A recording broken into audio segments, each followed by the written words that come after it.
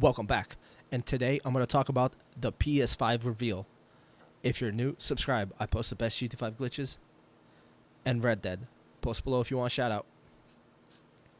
I'm going to do my best to compress that 52-minute reveal. I'm going to talk about exactly what he talks about, but try to compress it to all the important details, because that reveal was very technical, and there's a lot of things that people probably don't understand. I'm going to do my best to explain everything in this video. So they're saying the PS5 is 100% faster than the PS4 in-out operations. This is from the solid state drive. Right now the PS4s use spinning hard drive disk. This is going to use a solid state, so that's going to completely change the development of it. So that's the main thing they talked about, was the speed. Okay, so to give you an idea, right now the current PS4 can load 1 gigabyte in about 10 seconds. They said they can load 2 gigabytes in 0.27 seconds, roughly 100 times faster than what the PS4 can possibly do. Okay, so right now the read speed on the PS4 hard drive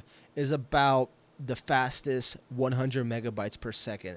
This solid state they're putting inside, they're aiming it to do 5.5 gigabytes per second. So it's ridiculous. They're aiming to reduce, I mean, this is the goal with it, ultra fast boot times, no load screen, high speed streaming, so they don't use duplicate data, so more of the data is on the SSD, and also they're gonna eliminate the long patch installs. The fact that they have a solid state, it completely redesigns how they load data on the memory. Right now, when we're playing a video game right now, guys, right now 30 seconds of data is loaded on the RAM, so the game has unused data. With a new PS5, they're going to only have 1 second of data, so there's going to be just so much more, all the possibilities they can with the limitation removed. Right now I'm talking about the GPU and the CPU. All right, this is a big deal. Backwards compatibility. So the PS4 Pro and the PS4, complete backwards compatibility. Supports ray tracing. This is a very big time technology. Like, you can put Grand Theft Auto on PC with ray tracing and it looks like a completely new game. It looks like Grand Theft Auto 6. This is how important ray tracing is. It's unbelievable technology, but it's very intensive on the memory. It has 8 CPUs like the PS4, but they're a lot bigger, 62% transistor count larger. And also what they're doing with the backwards compatibility, they said they've done the test on the top 100 games that are being played on PS4 right now.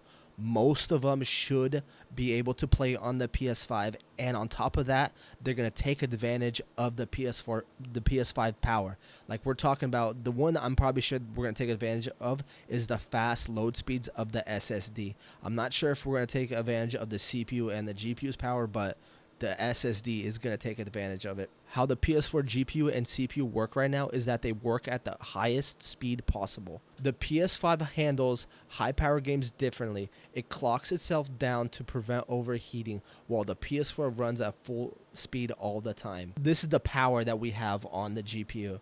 Okay, so the GPU is capped for the logic at 2.23 gigahertz. To give you an idea, the PS4 GPU is only 800 megahertz, so it's a good bit faster.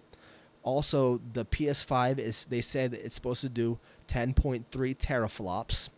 The PS4 does 1.84 teraflops, so that gives you an idea of how much more powerful.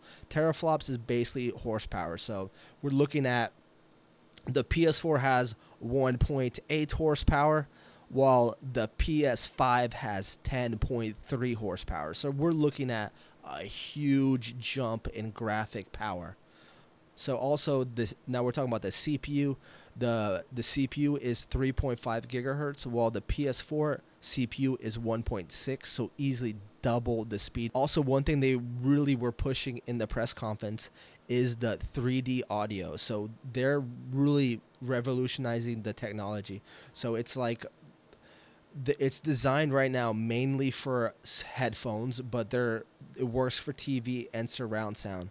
So they're trying to You know how we have a headset right now? We can tell if they're behind us, left, right, but they're trying to make it even better than that. Like, we need to know exactly. They're trying to make it feel as realistic as possible. Like, the sounds coming from your headset, you can't tell if they're real sounds or they're coming from the headset. So big time on the 3D audio technology. I think I pretty much covered everything in that conference as fast as possible, guys. If you found this useful, make sure you leave a like on the video. Thanks for watching, and I am out.